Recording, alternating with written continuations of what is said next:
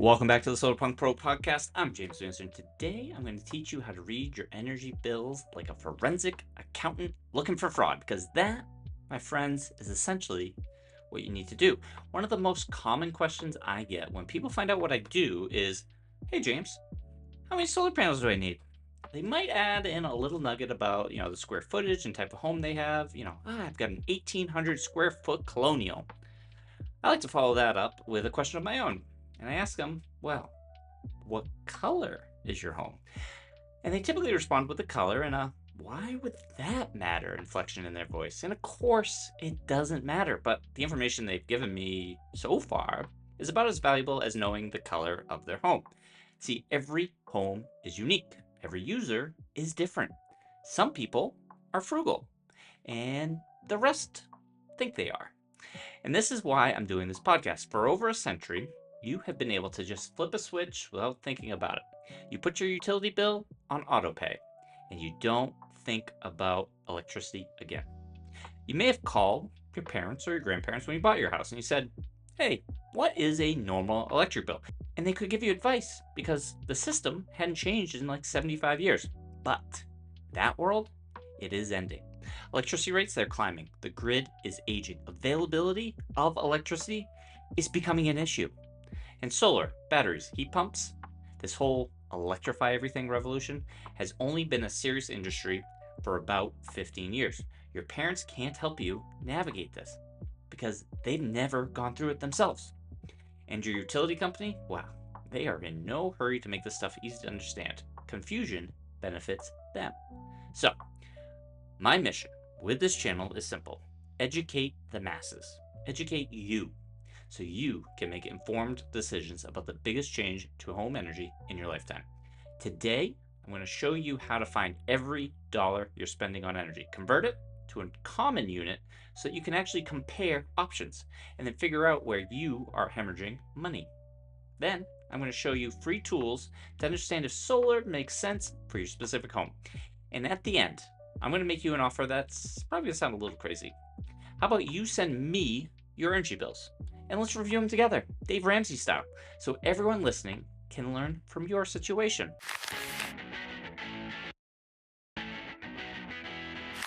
All right, so let's start with the electric bill. Most utility bills are deliberately confusing, but here's what you actually need to find. It is called your monthly kilowatt hour usage. So you want to look for a line that says something like energy usage, 847 kWh, or total kilowatt hours used, total kWh used, 1053. Consumption this period, 724 kWh. That number, the kilowatt hours, that's what matters. Not the dollar amount, not the weird delivery charges and infrastructure fees. The kWh number tells you how much energy you actually used. Now, we do this simple calculation. Take that kWh number and divide it by the number of days in the billing period. If your bill says 847 kWh over 31 days, it's 847 divided by 31. That equals 27.3 kWh per day. That is your daily electricity consumption for that month. Write that number down. Now, we want to do this for the past 12 months of bills. Pull up every electric bill from the last year. Most utilities let you download them online.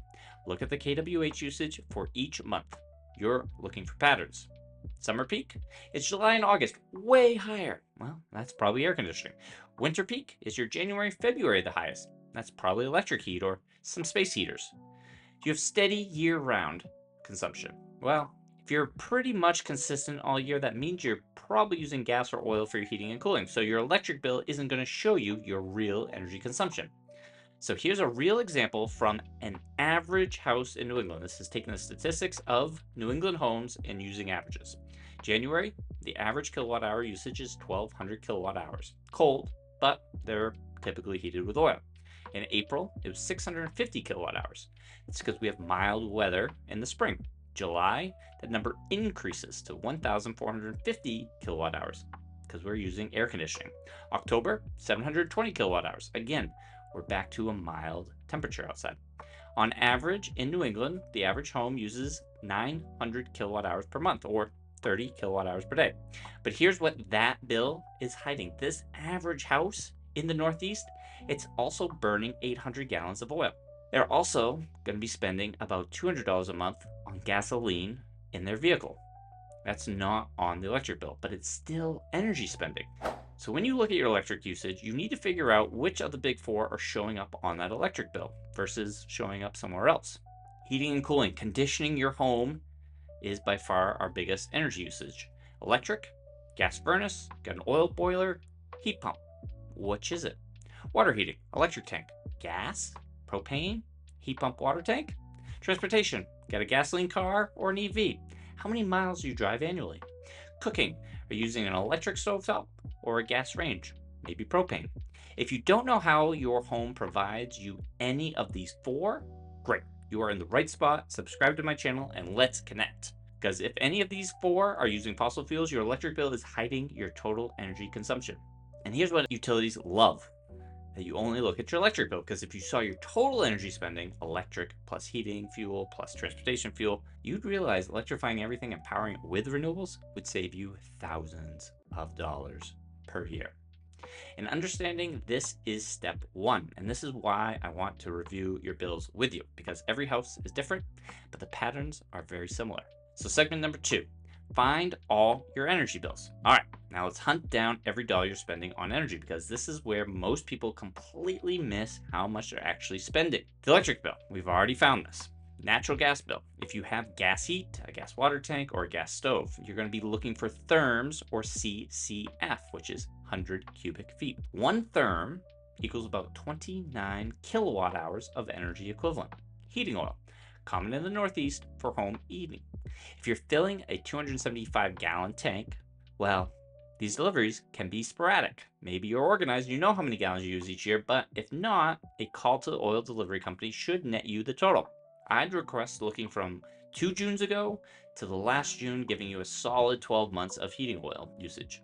If you ask from December to December, you might miss a fill up, because if one year it was cold in November and you got a delivery at the end of November, and then the next year was warm in November, you wouldn't have gotten that fill up in November, but instead in the December, and so you miss at least 1 or 2 fill ups. If you're in doubt, ask for the past 2 years if you use the same company. More data here is better. Propane, which is often used for water heating, cooking, or heating in rural areas, this is the same thing. We want to understand a year's worth of usage. It might require a quick call to your delivery company.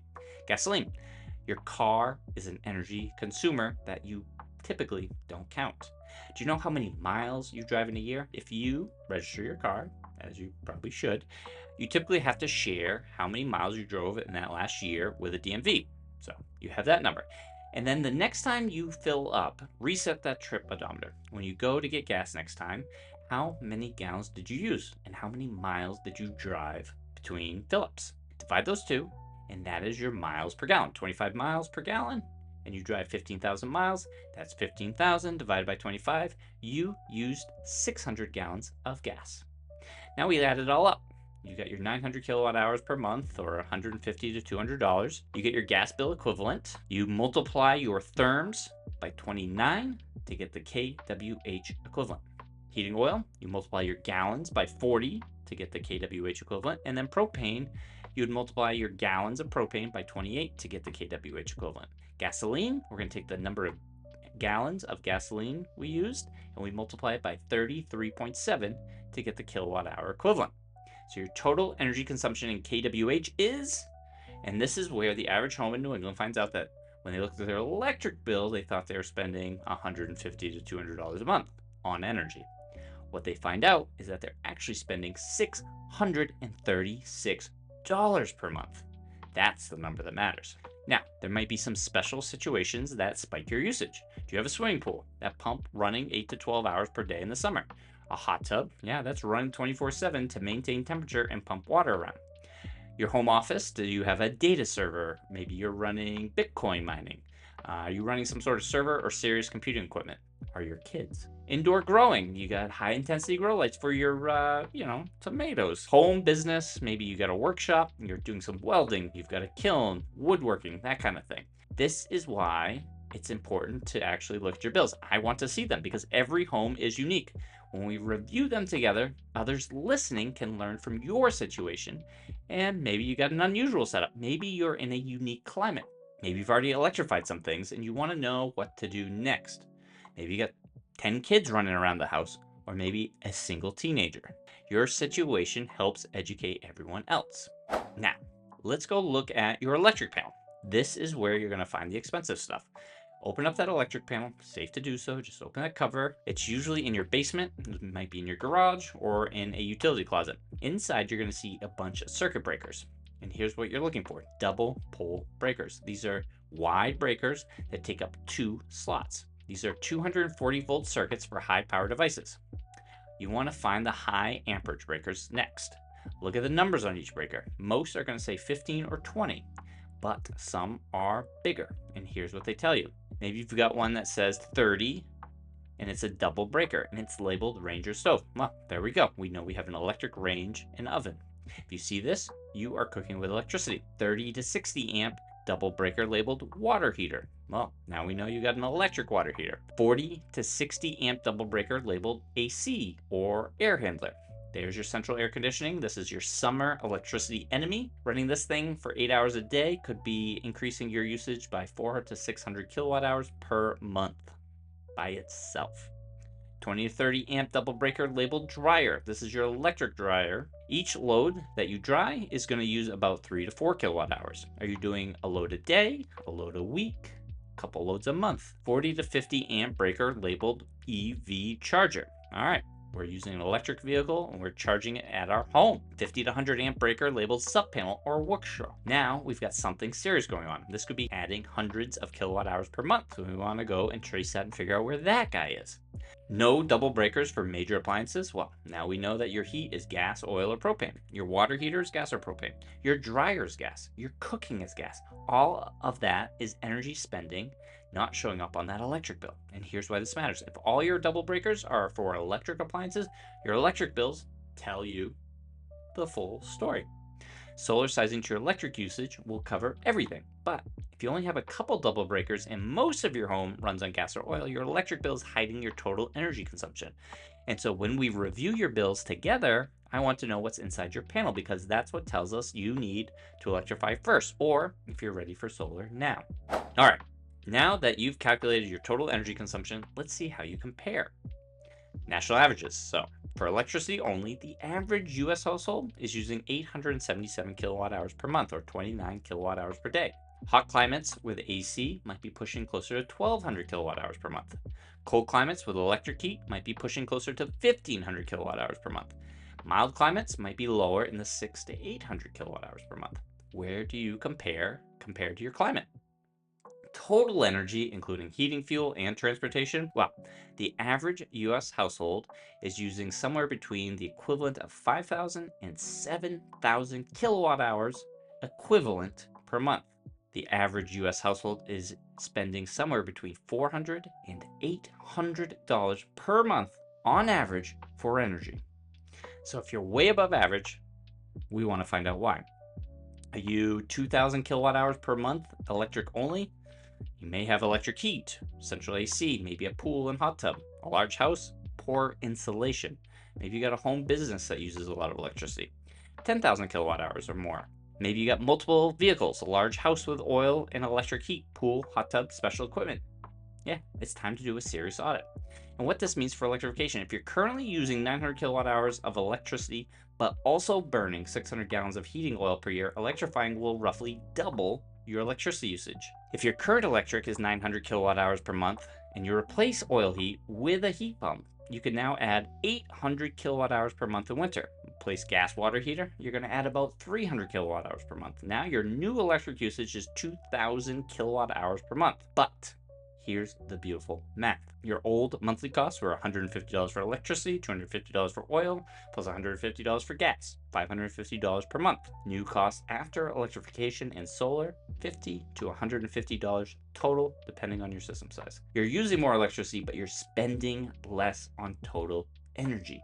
And this is exactly the kind of analysis I want to do with you live on the show, so others can see how the math works for different situations. Now, there are some free tools to figure out if solar makes sense for you.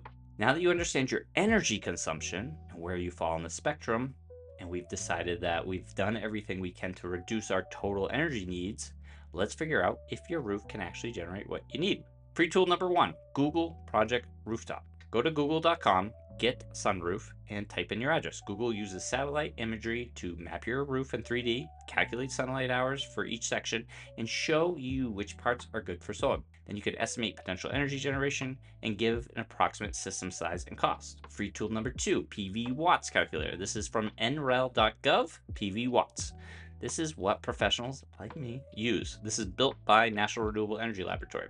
You enter your address or your zip code, your system size in kW that you got from Google Sunroof, your roof tilt and angle, direction on your roof, direction it faces, and it'll tell you your estimated annual production kilowatt hours, the monthly production estimates, and solar irradiance for your location. If you're in Denver and you need 2,000 kilowatt hours per month, 24,000 kilowatt hours per year after electrifying, PV Watts says you need a 10 kW system in Denver producing about 14,000 kilowatt hours. 24,000 divided by 14,000, you need about a 17 kW system. You have 400 watt panels, that's 43 panels. Now, we check your roof and we figure out if that many rectangles will fit up there. 43 rectangles at about 18 square foot each, you need about 774 square feet of roof space needed. Free tool number 3, Open Solar. You can sign up for Open Solar Design Tool. This is a professional grade software that's free to use that shows exact panel layout on your roof, calculates shading from trees, and estimates monthly production, compares different equipment options. And here's what you want to look for. You want to look for your solar irradiance. Anything above 5.5 is excellent. 4.5 to 5.5, that's irradiance of hours on average per day. Very good for most of the US. 3.5 to 4.5 is good, and then anything under 3.5 is going to be challenging, but may still be viable. Roof direction. This is one that, as people do a little bit of research, they kind of get hung up on. South is optimal, right? You're going to pick up the morning sun, certainly the midday sun, and even the afternoon sun. So south is optimal, 180 degrees.